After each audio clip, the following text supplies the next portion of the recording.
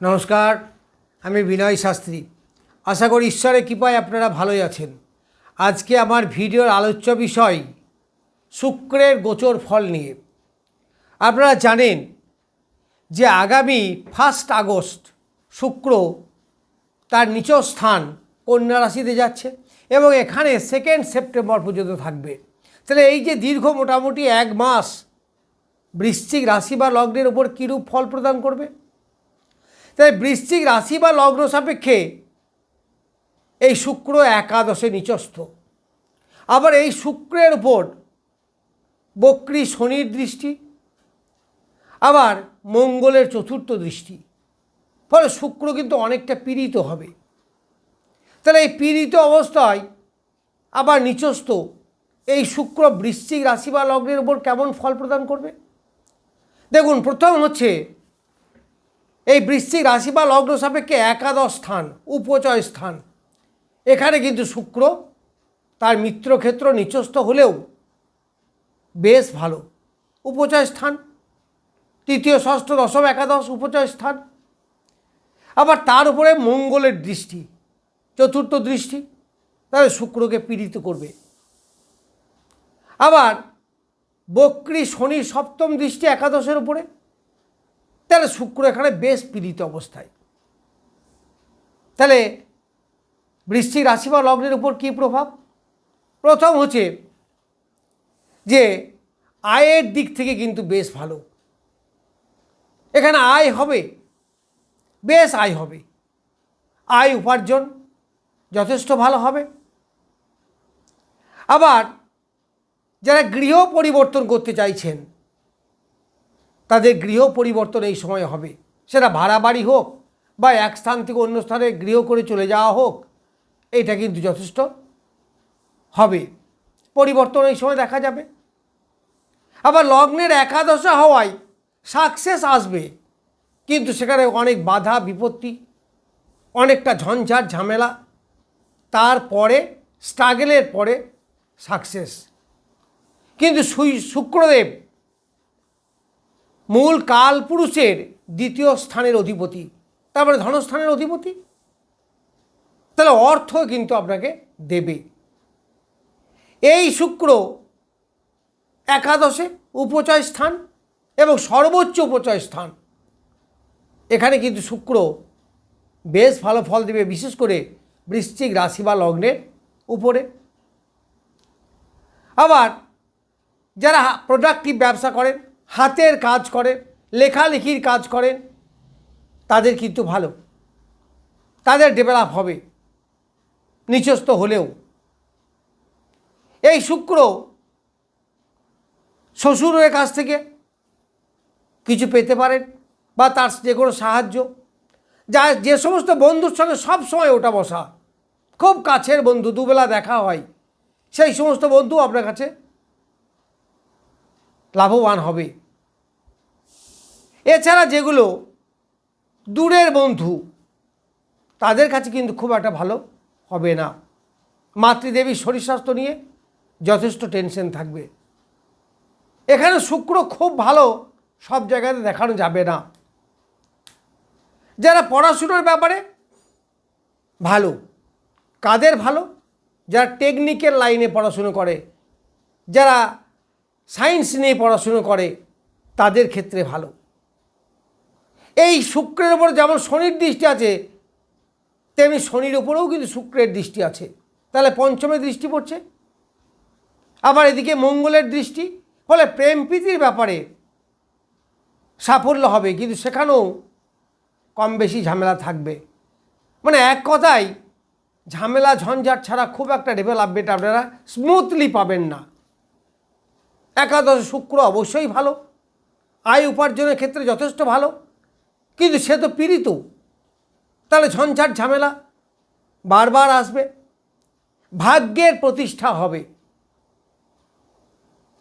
যারা বাইরে যেতে চাইছেন সাময়িক কালের জন্য, বিদেশ ভ্রমণ বা তীর্থ ভ্রমণ, তাদের পক্ষে কিন্তু ভালো। পিতার প্রতিষ্ঠা, পিতার আয়ভাব, এইগুলো কিন্তু ভালো হবে।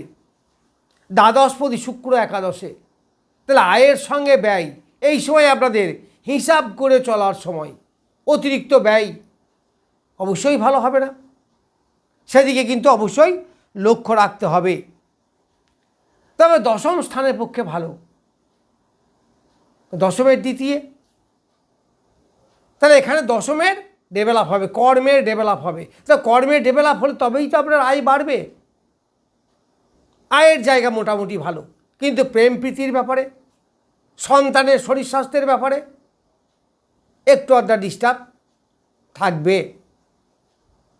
এইবার সপ্তমের পঞ্চমে, তাহলে দাম্পত্য ভালো হওয়া উচিত, কিন্তু খুব ভালো শোনাতে পারছি না। তার কারণ শুক্র এখানে পীড়িত অবস্থায়, শনির দ্বারা দৃষ্ট। তবে কিন্তু প্রেম হবে, দাম্পত্য সুখ হবে, হবে না তা নয়, কিন্তু ভাঙা ভাগটা কখনো কখনো স্মুথলি চলবে, কখনো কখনো ঝামেলা ঝঞ্ঝাট মতপার্থক্য এইগুলো কিন্তু আপনাদের দেখা দেবে। তবে রোগ মুক্তি হবে, রোগ মুক্তি হবে, কারণ একাদশ হচ্ছে আমাদের ডাক্তারের জায়গা। তাহলে রোগের থেকে যদি ডাক্তার, রোগের শত্রু ডাক্তার, তাহলে ডাক্তার ব্যাপারটা যেহেতু একাদশ থেকে বিচার হয়, তাহলে রোগ নিরাময়ের ক্ষেত্রে ভালো। ডাক্তার দেখানোর পক্ষে সঠিক টাইমে ডাক্তার পাওয়া, ভালো ডাক্তার পাওয়া, এইগুলো কিন্তু আপনারা পাবেন। এতে খুব একটা সমস্যা আপনাদের হবে না। ধনস্থানের প্রতিষ্ঠা হবে, কিছু সেভিংস এইগুলো হবে, পরিবারের মধ্যে একটা স্টেবিলিটি, এইগুলো কিন্তু আপনাদের এই সময় আসবে, এইগুলো এই সময় আপনারা পাবেন। এই শুক্র 3টে নক্ষত্রকে অতিক্রম করবে। প্রথমে হচ্ছে উত্তরাষাঢ়া নক্ষত্র, তাহলে রবি এখন আছে নবমে, তারপরে এই রবি ঢুকবে দশমে, 18 আগস্ট ঢুকবে দশমে। তাহলে নবমেই থাক আর দশমেই থাক, এই রবি মোটামুটি আপনাকে শুভ ফল দেবে, কারণ সেখানে দশম আর একাদশের কানেকশন হচ্ছে। আবার কর্মের ডেভেলপ হবে, কর্মের প্রমোশন হওয়ার একটা যোগ আছে। তারপর আসবে চন্দ্রের নক্ষত্রে, চন্দ্র আছে একাদশপতি, একাদশের একাদশ নবম, সেই ঘরের অধিপতি চন্দ্র, চন্দ্রের নক্ষত্রে। ফলে এখানে মোটামুটি একটা ডেভেলপমেন্ট আপনার থাকবে। কিছু কিছু জায়গায় বিলাসিতা, কমফর্টেবল লাইফ লিড করা, এইগুলো থাকবে। কখনো কখনো দেখবেন কর্মের প্রতি আগ্রহ খুব আসবে, কিন্তু বক্রী শনির দৃষ্টিতেও এই কর্মে ঝামেলা ঝঞ্ঝাট আপনাদের তৈরি করবে। মানে একেবারে স্মুথ রেজাল্ট এটা কিন্তু বলা যায় না। তারপর শেষে চিত্রা নক্ষত্রে আসবে। চিত্রা মানে মঙ্গলের নক্ষত্র। এই মঙ্গল 5ই আগস্ট মিথুনে আসবে,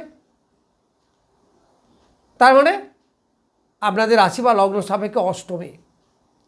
তার লগ্নপতি অষ্টমে, তার দৃষ্টি পড়বে এই শুক্রের উপর। তাহলে অষ্টমের সঙ্গে একাদশের কানেকশন হলো,